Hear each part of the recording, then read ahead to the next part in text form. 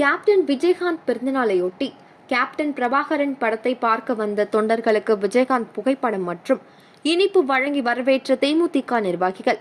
தேமுதிக நிறுவன தலைவர் கேப்டன் விஜயகாந்தின் 73வது பிறந்தநாளையொட்டி தேமுதிக நிர்வாகிகள் மற்றும் தொண்டர்கள் தமிழ்நாடு முழுவதும் அவரது பிறந்தநாளை வெகு விமர்சையாக கொண்டாடி வருகின்றனர்.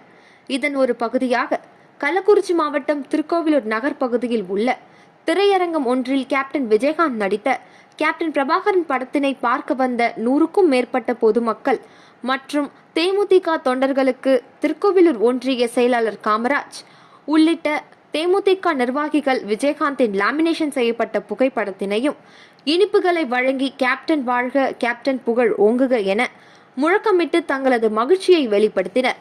மேலும் திரையரங்கின் வெளியே பட்டாசுகளை வெடித்து தங்களது மகிழ்ச்சியை வெளிப்படுத்தினர்.